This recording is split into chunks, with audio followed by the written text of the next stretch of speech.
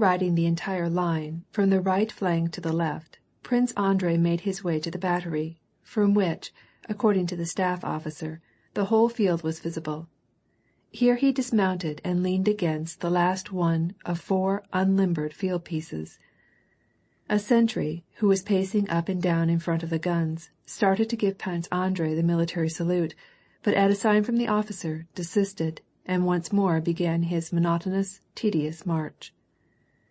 Behind the guns were the gun carriages. Still farther back the horses were picketed, and the bivouac fires of the gunners were burning. At the left, at a little distance from the outmost gun, was a new, wattled hut, in which could be heard the lively voices of officers, talking together. It was true, from the battery a view was disclosed of almost all the disposition of the Russian forces, and of a large part of the enemy's. Directly in front of the battery, on the slope of another hill, lay the village of Schöngraben.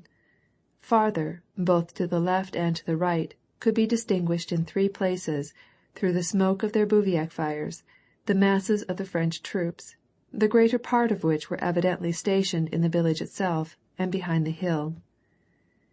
At the left of the village, in the smoke, something that resembled a battery could be made out, but by the naked eye it was impossible to distinguish it clearly. The Russian right flank was distributed along a rather steep elevation, which commanded the position of the French. Here were stationed the Russian infantry, and at the very end could be seen the dragoons. At the center, where Tushin's battery was posted, and where Prince Andrei was studying the lay of the land, there was a very steep and direct descent and approach to a brook separating the Russians from Schöngraben. At the left of the Russian position the infantry were engaged in cutting wood in the forest, and there also arose the smoke of their bivouac fires. The French lines were much more extended than ours, and it was plain that the French could outflank us easily, on both sides. Back of our position was a steep and deep ravine, along which it would be difficult for artillery or cavalry to retreat. Prince Andrei, leaning on the cannon, took out a notebook and drew a plan of the disposition of the armies.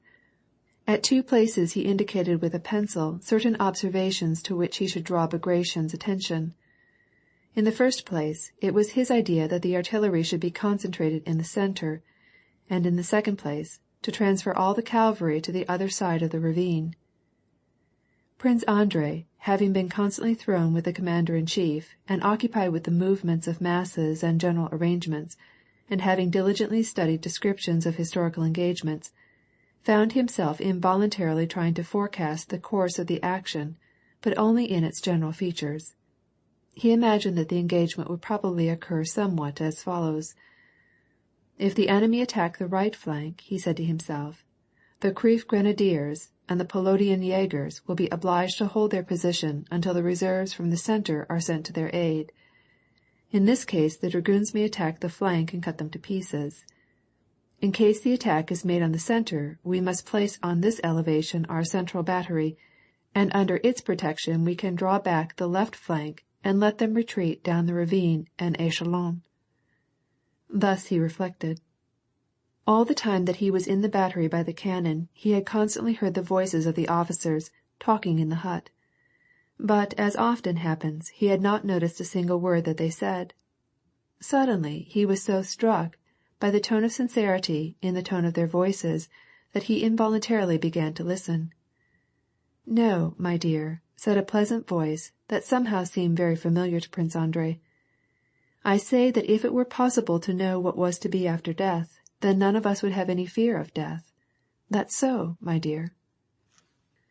Another voice, evidently that of a younger man, interrupted him.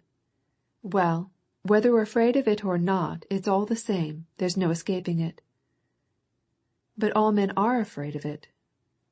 "Yes, you know so much," said a third lusty voice, breaking in upon the others. "You artillerymen know so much because you can take with you, everywhere you go, your tipples of vodka and your rations." And the possessor of the lusty voice, evidently an infantry officer, laughed. "Yes, all men are afraid of it," continued the first familiar voice. "We are afraid of the unknown, that's it. It's no use saying the soul goes up to heaven. Why, we know very well that up yonder there's no heaven, but only the atmosphere." Again the lusty voice interrupted the artilleryman. "Come now, Tushin, let us have some of your travnik." "So that is the very same captain who is at the Salter's tent, in his stocking feet," said Prince Andrei to himself, glad to recognize the pleasant voice of the philosopher. "The travnik you can have," said Tushin, "but still, as to comprehending the life to come—" He did not finish his sentence. At that instant a whiz was heard in the air, nearer and nearer, swifter and louder,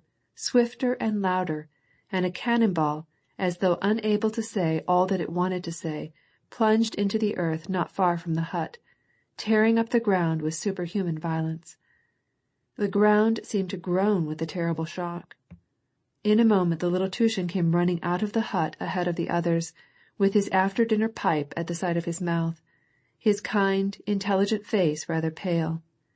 He was followed by the possessor of the lusty voice, a young infantry officer, who hurried off to his company, buttoning his coat as he ran. Chapter 17